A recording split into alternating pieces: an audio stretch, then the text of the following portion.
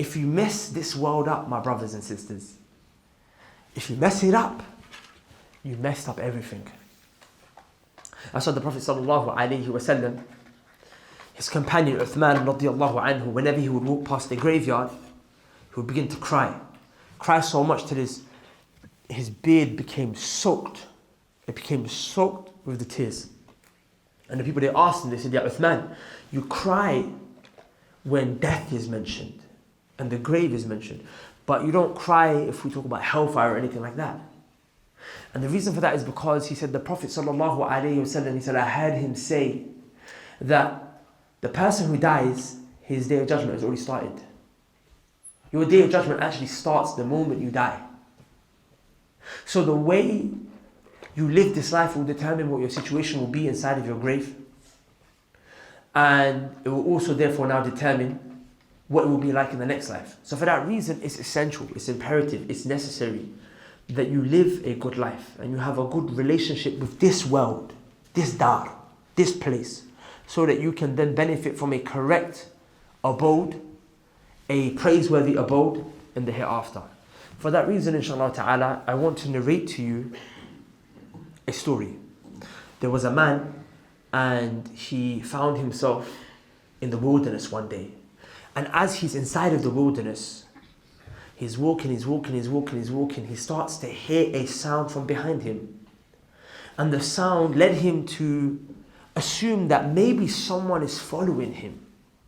So he looks back, but he can't see anything. So he thinks maybe he's just hearing things. So he carries on walking. And you get that feeling that there's someone watching you. So he looks back one more time. Nothing there. He says to himself, okay, maybe I'm starting to lose it. So he carries on walking. But now he can hear a sound as if something's getting closer to him.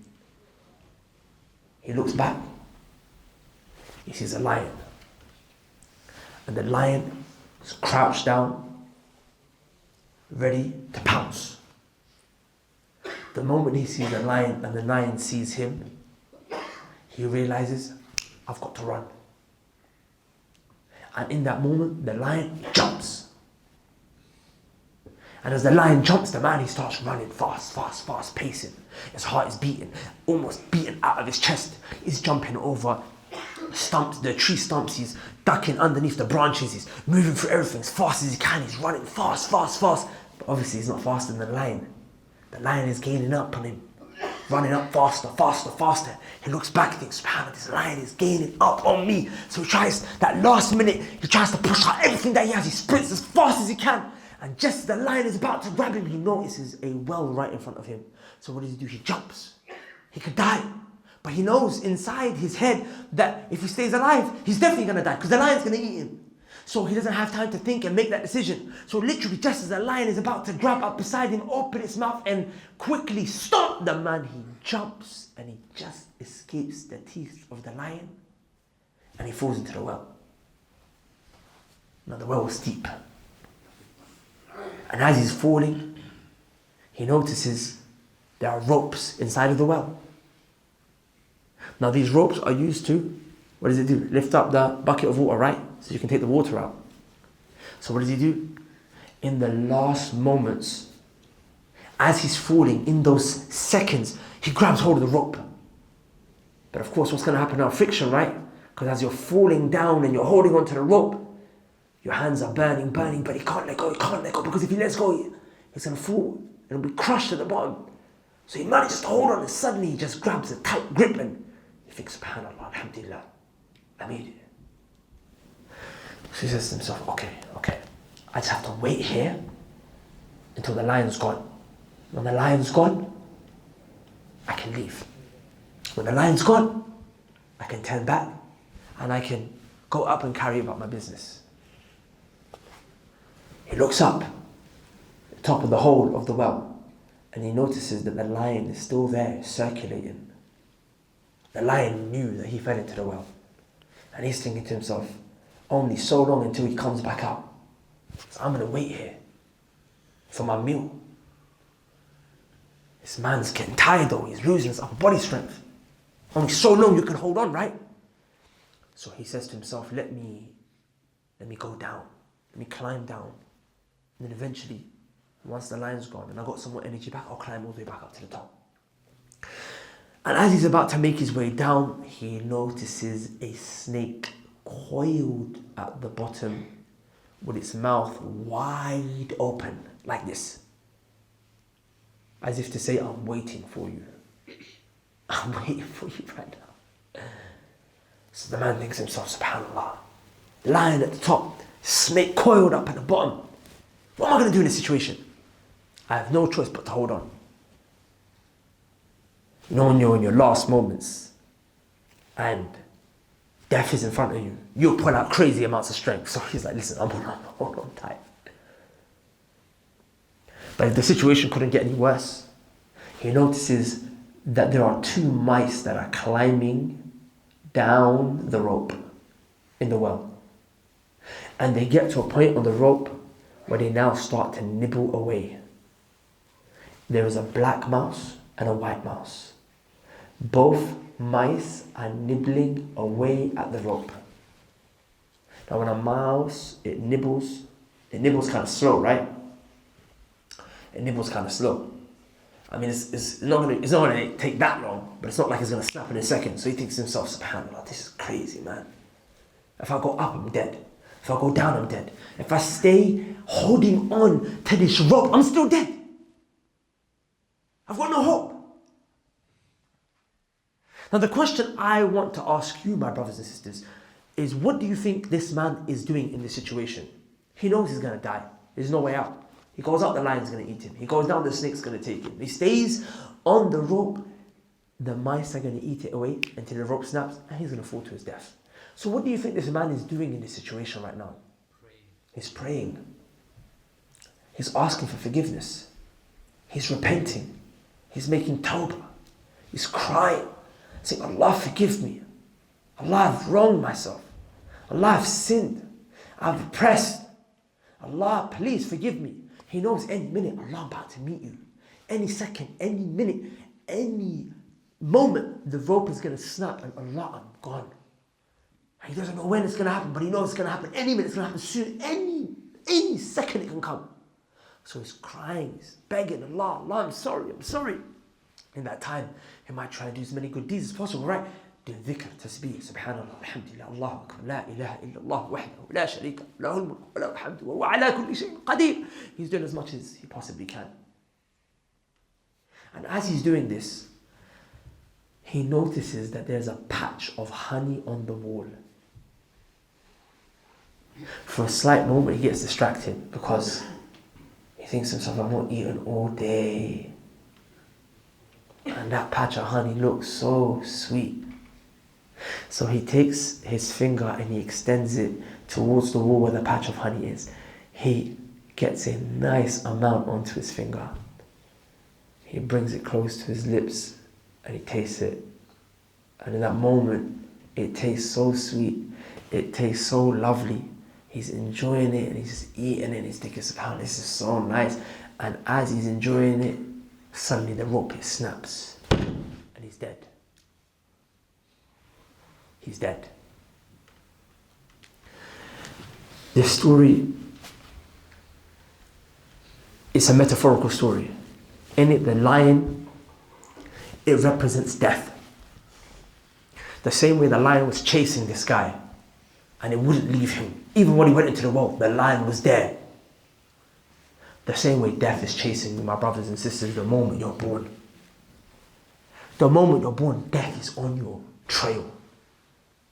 Even I remember there used to be a song that I came across back in Jahiliyyah. You know, of course we don't listen to music, it's haram. But when I was a child, I came across it when I was young. And it was, why am I dying to live? Why am I running to live when I'm living to die? Like even the kuffar, they understand this. You're living to die. The moment you come out your mother's womb, you're living for death. Death is on your tail. It doesn't leave you, not even for a moment. Rather, Imam al-Qurtubi, rahimahullah, in his Kitab al-Tadhkirah, he said, it reached me that the angel of death, it comes and visits you 600 times a day in your house. Death is always on your case. It's always behind you, the way the lion was always behind this guy. The snake at the bottom of the well, it represents your qabr, your grave. It's there waiting for you.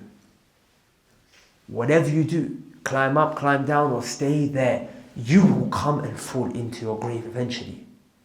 You will be buried inside of your grave. Ultimately, that is your home. Wherever you go, wherever you might be, whatever your situation, the way the snake was looking up, thinking, bro, do what you like, but you're coming to me. And eventually, when you do go to your grave, what's going to happen? The grave is going to squeeze you. It's going to squeeze you to the point your ribs are going to come over themselves like that. Some of the narrations mention that the grave is going to squeeze you so tight that when you get squashed, your internal organs like your heart, your lungs, your brain are going to start to drip and squeeze outside of your nose. That grave, you're always going to be there. So don't ever forget it. And then the white mouse and the black mouse represents the day and the night.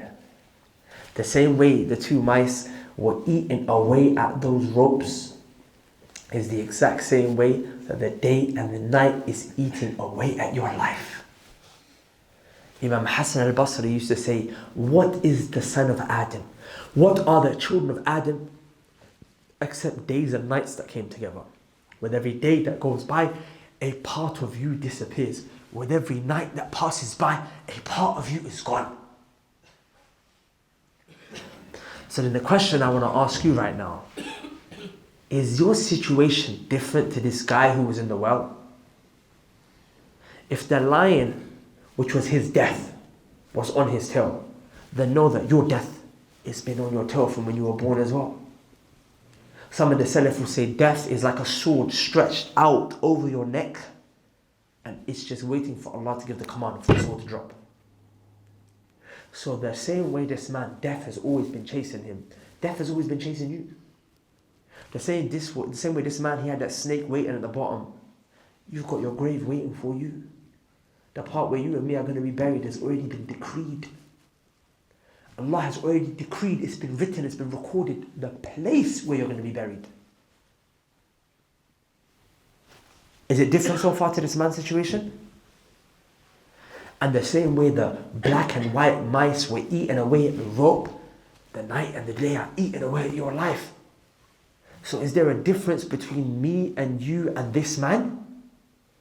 Our situations are the same.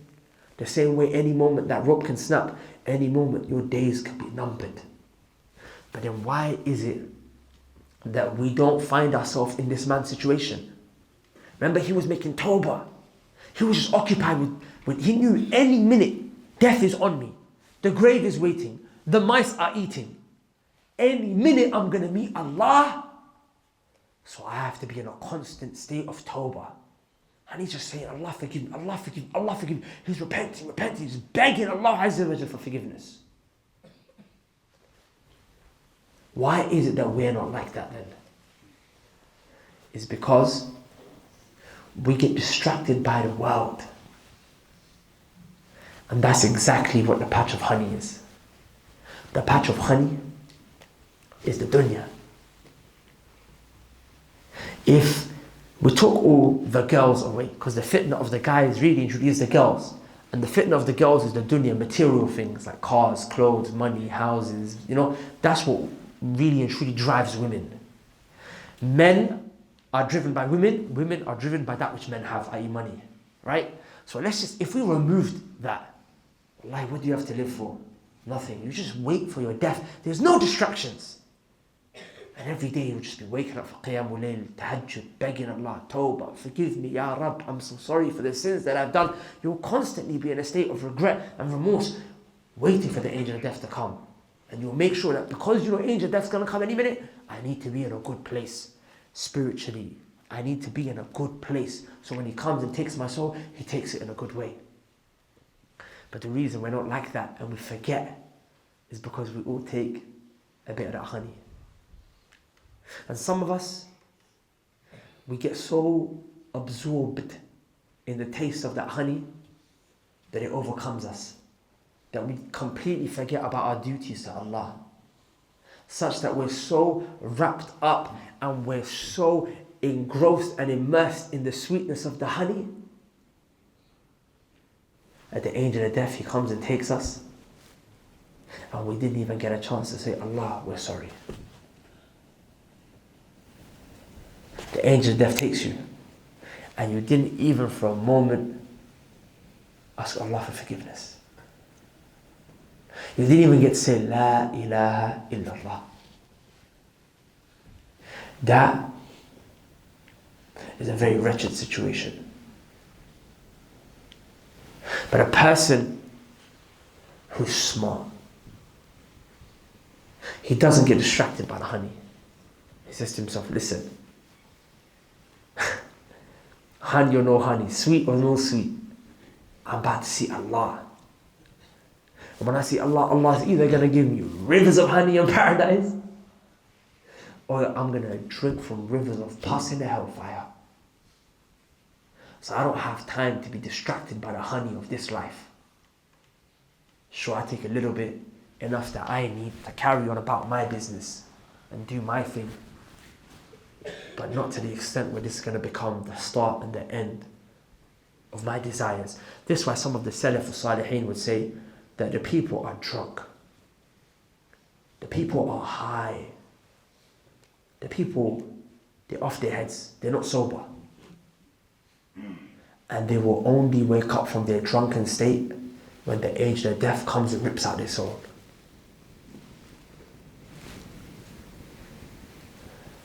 Now someone might sit here and ask, but Brother Imran, are you saying that, we should abandon this world and whatever have you? I'm saying, yeah, you should abandon this world. Abandon it for a world that's greater. A world that is for eternity. A world where things don't ever get bad. For example, Allah subhanahu wa ta'ala, look at the way He described Jannah. He described it in such a beautiful way. We're not going to go into a deep description of it. Just take one verse. Allah subhanahu wa ta'ala said, وَبَشِّرِ الَّذِينَ آمَنُوا, and glad tidings are to those who believe. وَعَمِلُوا الصَّالِحَاتِ, and those who do righteous deeds. What? جَنَّاتٍ تَجْرِي مِنْ تَحْتِهَا الْأَنْهَارِ, they are going to be given a garden in paradise. Underneath it there are rivers and they're flowing. They're going to be given fruits inside of this garden. وَأَزْوَاجٌ مُطَهَّرَةٌ, and they're going to be given pure wives. وَهُمْ فِيهَا خَالِدُونَ, they'll be there for eternity. Imam Ibn al-Qayyim said, Allah, He mentioned three powerful things in this verse when He described paradise. Number one, Allah, He mentioned the pleasures of the body. And that's paradise itself. To be in a beautiful garden with rivers underneath it and beautiful fruits all around you, that brings delight to the body. Oh, let me get this fruit. This fruit. Let me eat. Just relax, chill, kick back. Oh, look at that river flowing. River of honey, river of wine, river of milk, clean white milk. Look at that. Look at all these rivers. These are pleasures of the body. And then there's the pleasure of the soul, which is azwajun mutahhara, pure wives. Because you can't really enjoy paradise without a partner, right? Allah, He created Adam and He placed him in this beautiful Jannah. He created Adam and He placed him in this beautiful paradise. But Allah still had to give him a wife, because paradise wouldn't be paradise if you were alone. So Allah subhanahu wa ta'ala, He mentioned you have a partner in paradise, a pure partner, a pure wife. And the women, of course, have husbands. Pure. Pure. So now your soul feels content. You can find these things in the dunya though. You can find pleasures of the soul in the dunya, because I can find a wife here. And I can find pleasures of the body in this world, because I can get a nice house and I can get some nice tasty fruits. It's going to be mango season in a couple months. Inshallah ta'ala, we can eat it up. But the third thing, which is the pleasure of the heart, you can't find it in this world. Hum fiha khalidun, eternity. In paradise, those pleasures will last forever. In this world, these things are temporary. They'll all come to an end. They will all fail. They will all leave you. They'll all turn their back on you, my brothers and sisters. They will all turn their back on you. And that's why there's no possible way to gain eternal happiness in this world. And I tell you why. It's because of the temporary nature of this dunya. I remember when I was young, I was in university and I wasn't practicing. And I was a person who was involved in a lot of haram activity. And one day, Allah, He put in my heart to go to the prayer room inside of the university. So I went inside the prayer room now and I prayed. I didn't even know how to pray properly. I remember I couldn't even do tashahhud properly. I didn't even know that at-tahiyyatu lillahi wa salawatu wa-tayyibah. I didn't even know it properly. So as I'm there and I'm in the prayer room and I'm doing my thing, I kind of just stop and I just sitting, just reflecting, thinking. And anyone who walked past me would have been able to see a look of sadness and depression and unfulfillment in my face. Because I was a person who was at that time going through a midlife crisis. And I was only 20, 21 years old. And the reason I was going through a midlife crisis was because I had a lot of things at that time. I had a lot of things. I had a woman that I thought I wanted to marry. I thought, yeah, this is the girl, right? I had money. I had a business. I had a recording studio. And people from all over Northwest, West London were coming, they were recording there on a regular basis. I was always booked out. So I thought, okay, my career is moving kind of nice right now. And I had people that I knew from different places, just friends that I thought I had, like these are people that really close to me. So I thought I had the woman, the money, and I had the love and respect from the people, right? So I acquired these things, but I thought to myself, you know what, I'm still not really enjoying life. I'm still finding a sense of, emptiness. And I never ever said this publicly, but I'll say it publicly now, inshallah ta'ala. But I got to such a low point in my life that I thought to myself, I need something else to bring me happiness. I need something more to bring me happiness, right? So I thought maybe I need more money. I need more money. So the music industry wasn't bringing me enough money. So I actually contemplated selling drugs. I thought to myself, okay, maybe that's what I need to make more money that could bring me more happiness. And I remember talking to one of my boys and we were sorting it out. But alhamdulillah, qadar Allahu ma sha fa'al. Allah protected me and prevented me from going into that world. But the reason I mention it is because that's what happens when you don't find a sense of fulfillment in the world. You'll keep transgressing boundaries and doing even more worse and evil things to try and find that sense of happiness. But every time you go higher up the ladder of sin, you'll find yourself becoming more depressed, only to then further go higher up the ladder of sin to land in an even greater depression. And at that stage, you start to actually realize that this world, it actually doesn't bring you much happiness. That your life can't bring you happiness. You can have all the girls, all the cars, all the money, you can have everything. It won't make you smile. So what do? You go towards alcohol now. Alhamdulillah, I never drank alcohol in my life. Allah protected me. I was at the stage where I was about to go down that road. But Allah, He saved me. But I seen it amongst my friends. I see it amongst the youngest today. We hear it on the news when we talk about these celebrities. They don't find a sense of happiness. They don't find a natural high, a natural boost from life. So they have to get a cup and sip and drink, get drunk, speak to the people. Wallahi, look, alhamdulillah. And I ain't been clubbing, I ain't done none of that stuff. I've done some bad stuff, alhamdulillah. Partying, clubbing was just something that I was never into. I always find it weird and disgusting. I thought, you might just jumping on each other like animals. It didn't even appeal to me. But wouldn't you think that these guys are having fun? Don't they sound like they're having fun? They do, right? Like they're laughing, boys, girls, yeah, look, you know what I'm saying? They're having a good time, right? But do you know that they can't enjoy that unless they're drunk? Speak to them. I speak to them. I've spoken to them so many times. Muslims, non-Muslims. They'll tell you what is a night out without drink. No point. can't enjoy yourself. What allows you to enjoy yourself is the alcohol. Because it takes you to a place that is outside of your real life. It lets you be someone else for a period of time. You actually lose sense of your mind for that portion of time. But then eventually, the buzz of the alcohol is not strong enough. You need more. So you might go towards one drug, then another drug, then another drug. And then those drugs, they start adding chemicals to it, start adding this to it, start adding that to it.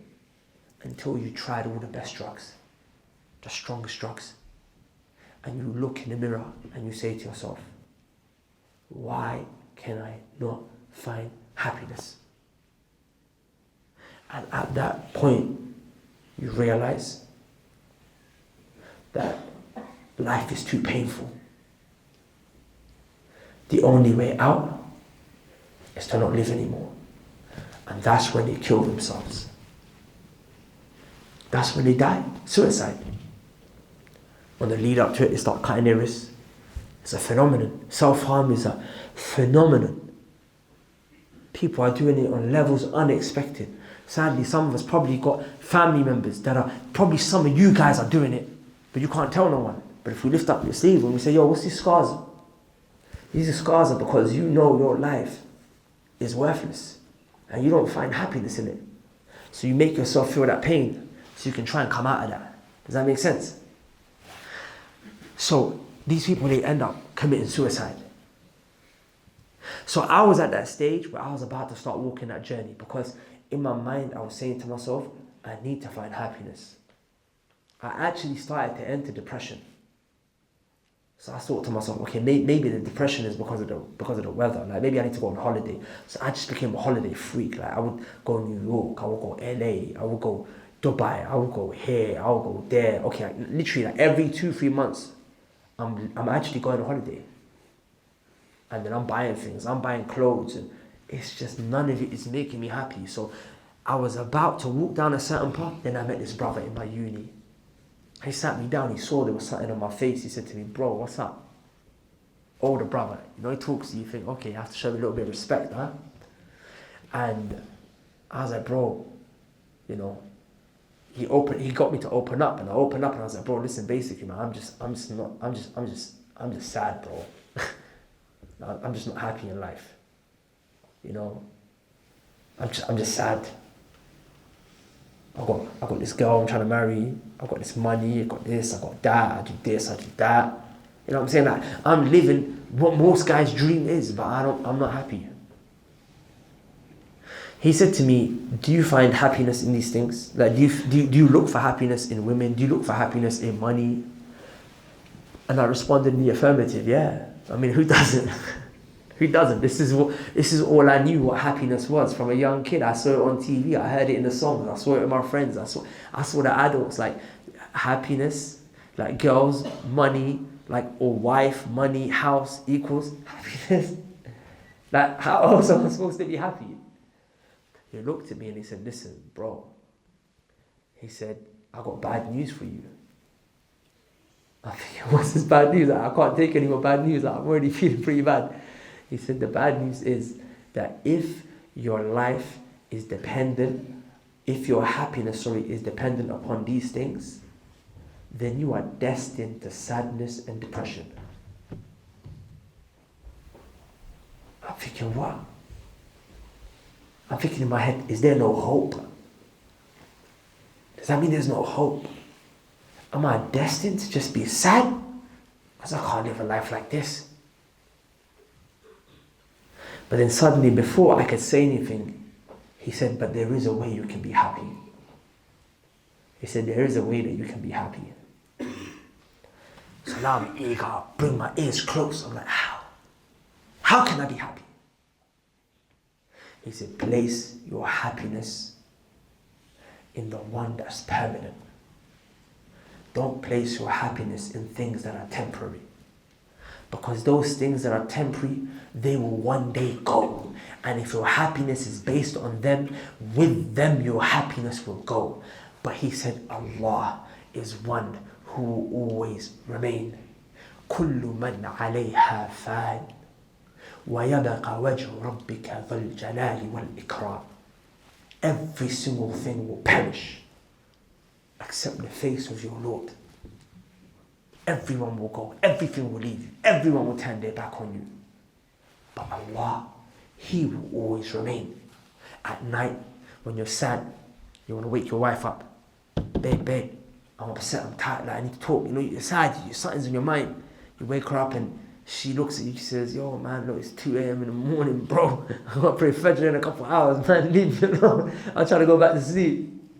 If you go back to sleep, and you look and you think, subhanAllah, kind of hurts there, like, I thought, you know, you're supposed to be my partner in this thing. You're supposed to be my wife, like, you shut me down and I really needed you at this time.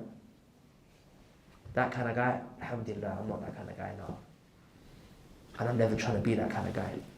And I remember I actually told my wife, when I married her, I said to her, listen, babe, like, I love you and all that. We're going to fall in love, inshallah.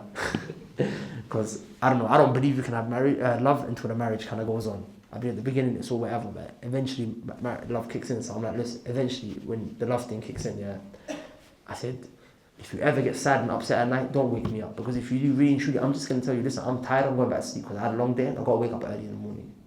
And you're going to be sad and depressed. I said, don't even go to me, go straight to Allah. Because me, if you have expectations of me, to bring you happiness, then I will always fail. Because me as a human being, I am weak. Me as a human being, I'm imperfect. For you to expect happiness, you need perfection. Can you be happy without perfection? No, you can't. Can you be happy without completeness? No, you can't. Can you be happy without unfulfillment? With unfulfillment? No, you can't.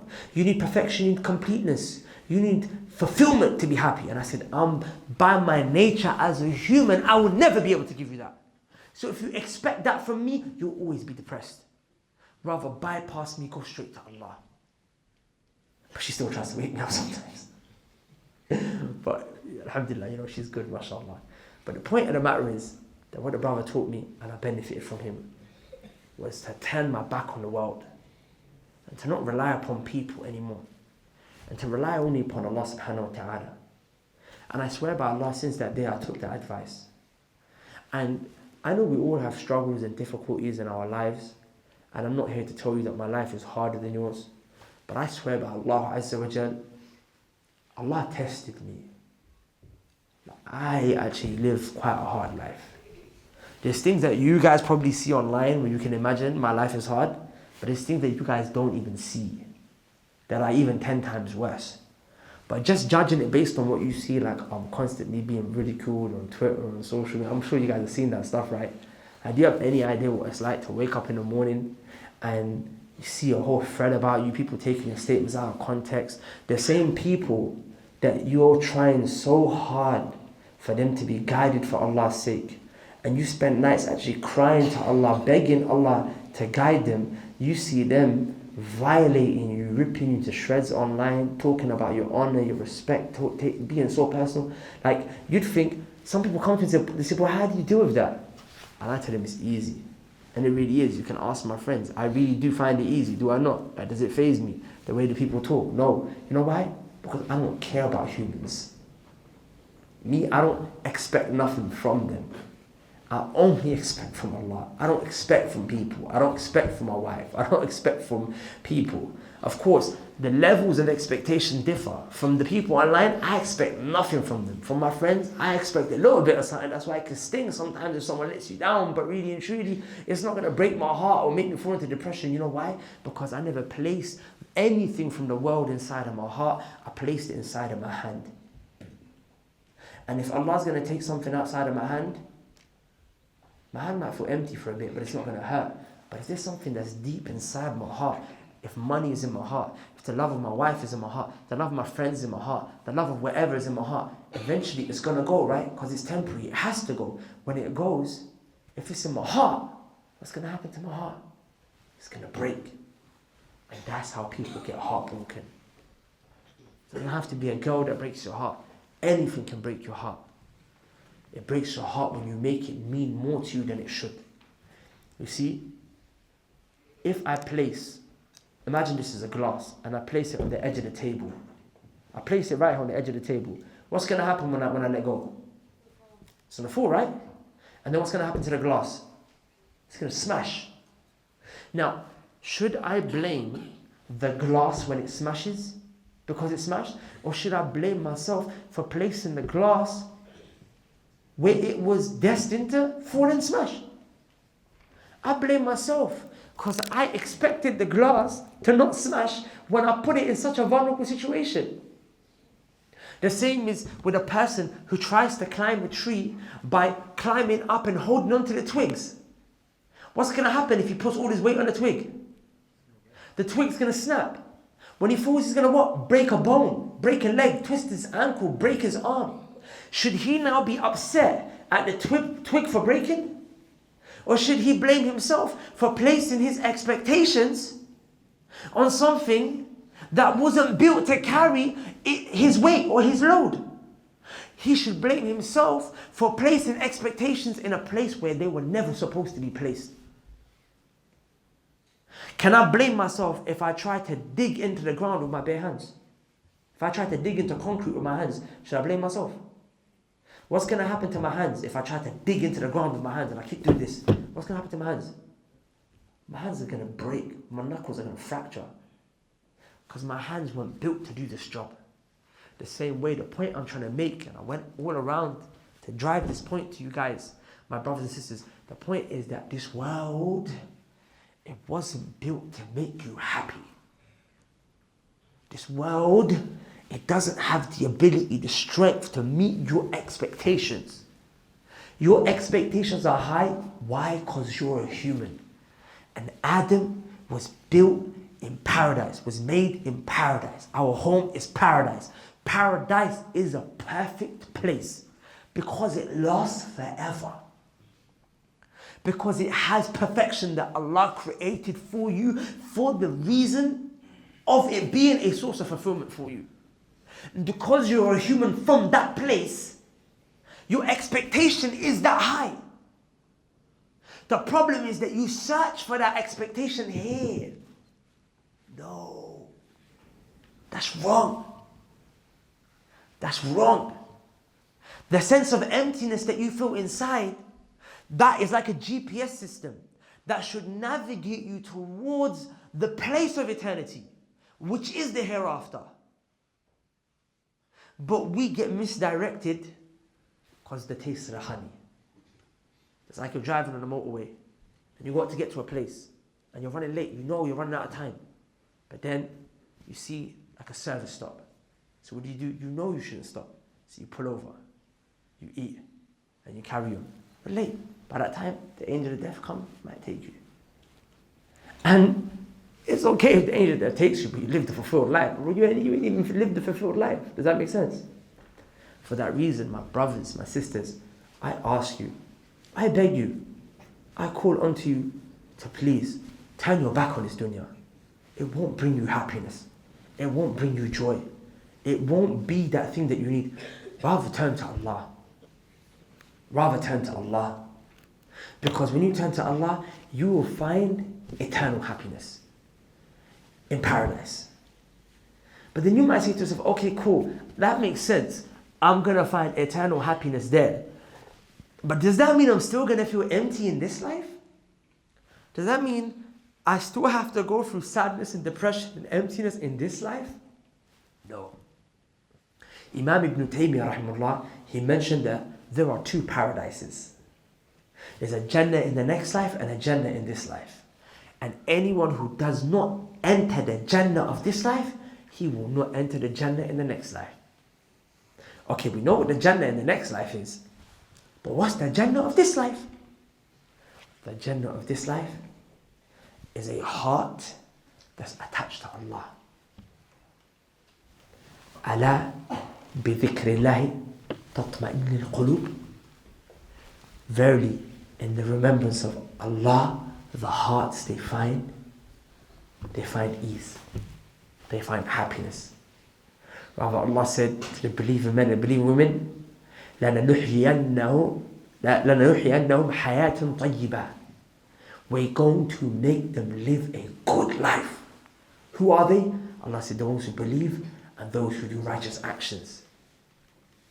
In other words, what I'm saying is, the guy that you see with a beard, who doesn't smoke weed, who doesn't go to the clubs, who doesn't talk to the girls, who doesn't listen to music, who doesn't hang around on the blocks. Rather, he comes to the masjid for Fajr, he comes to the masjid for Isha, he fasts Mondays and Thursdays. He actually wakes up from his sleep in the middle of the night, when it's cold, goes and does wudu, and stands and prays for an hour before Fajr even kicks in. That guy, he is happier than anyone alive on the face of the planet.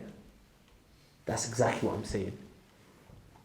Because he found happiness in the one who will always remain. Whenever he's in a difficult situation, he calls out to him, Allah brings peace to his heart, and Allah answers to his du'as. But you need help, you call a friend, he's locking off your call, or he's not answering. Allah, if you attach yourself to Him in this life, my brothers and sisters, you will enter the paradise of this life until you die and pass away, and then Allah will enter you straight into the paradise of the next life. Inshallah. But with that said, the worldly life, it deceives you. It deceives me. The patch of honey is still there. So what am I to do? How do I conquer my desire every time I see that patch of honey? How do I bring myself back and remind myself of the goal, of the target? How do I not lose sight of the target? How? The Prophet ﷺ gave us a solution. The Prophet ﷺ said, remember death. Remember death. Because death, it destroys the pleasures. You can't be happy if you're thinking about death. You can't enjoy life if you're thinking about death. Nah, death makes you function in a different way. Right now, if any one of us gets a phone call, so-and-so died, you might not even be that close to him, but suddenly, the mood in the room, it just goes down. Death. Go visit the graveyard. Death. Everything's quiet. Lonely. Empty. No one's talking, like it's just loneliness, death. So then I ask you to remember death. And we'll end inshallah ta'ala the talk by collectively remembering death together. I want us to reflect and ponder over the verses of Allah Azza wa Jal. When Allah subhanahu wa ta'ala talked about death in Surah Al-Qiyamah, when Allah said, وَإِذَا بَلَغَتِ التَّرَاقِيَ وَقِيلَ مَنْ راق. Allah, He mentioned when the death, it comes and the soul, it reaches the throat. Because when the angel of death comes and pulls your soul out, it pulls it out and it will come out from your body, your toes, everything will come up. At the point it reaches the throat, at that time, it's too late. You can't even repent anymore. If you say sorry now in that last breath, sorry, no, it's too late. So what happens at that moment? When the soul reaches the throat, what happens at that moment? Allah said, وَقِيلَ. It will be said. What will be said? Something will be said at the moment the soul reaches the throat. It will be said, Man raq. Who's gonna bring this person back to life? Who's gonna bring this person back to health? You can see his soul withering away. You can see him passing and disappearing slowly. His lifeline is running bleak. What's happening? He's in the hospital. The monitors are making weird sounds. You can tell his lifeline's looking flat. So you call the doctor, doctor, he's dying. Please, someone come and help. Someone come and help. And also Allah said, the statement will be said, Man raq. Who's going to help him? Who's going to bring him back to life? No one needs to respond. You know why? وَظَنَّ أَنَّهُ الْفِرَاقِ. The man who's dying, the woman who's dying, they know no one can help them. Allah said, they know my time has come. My time for firaq, my time for separation, my time for departure has come. In his last moments, he sees the doctors right there, calming, trying to resuscitate him, pressing on his chest. Wake up, stay with me. Don't go, breathe. But he's looking at him thinking, no, it's too late. It's too late. Too late. He knows he's gone. And then suddenly you hear that flat line. That beep. What's next?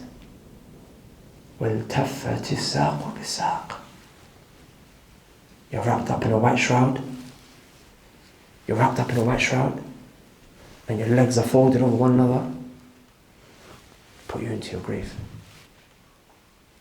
We leave. We leave you alone. You're about to spend the loneliest night of your life. You're about to spend the most loneliest night of your life. Your bed is the dirt. Your neighbors are the worms that are going to eat your skin and flesh away.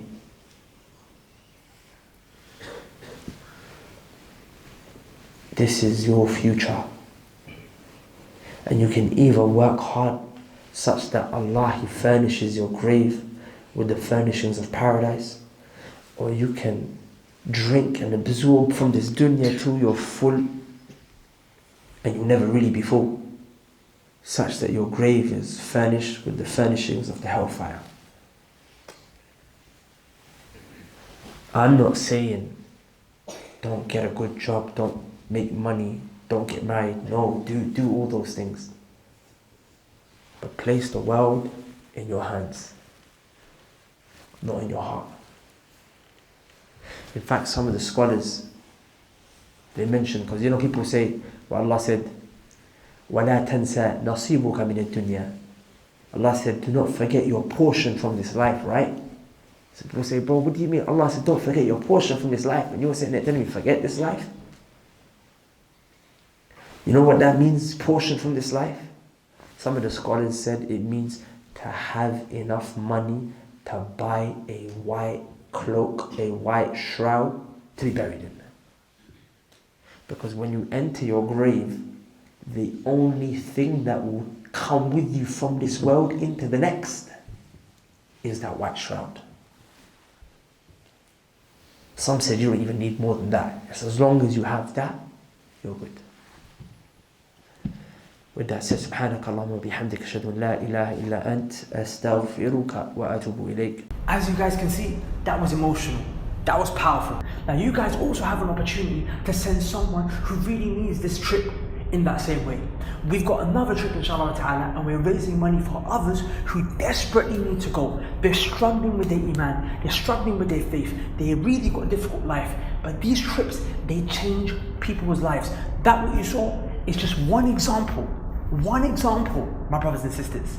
We've got tens upon tens of examples just like that. This trip that we do, it really works and it really helps change people's lives. So if you would like to contribute towards sending someone else, whether you could do £5, £10, £500, £1,000 towards this trip, just go to the link below inshallah ta'ala and give.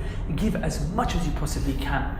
And for those of you who want to come on the next trip with us, brothers, listen. You can also now call the 5-star Umrah number that I'm going to put below, or you can message it on WhatsApp if you're international inshallah ta'ala, because we're now actually accepting applications for the next trip that's going to be in November. We haven't even released it officially yet. This is not an official release, and we've already got 8 people already signed up, alhamdulillah. So don't hit the link below inshallah ta'ala and call the number below if you want to come. Assalamu alaikum.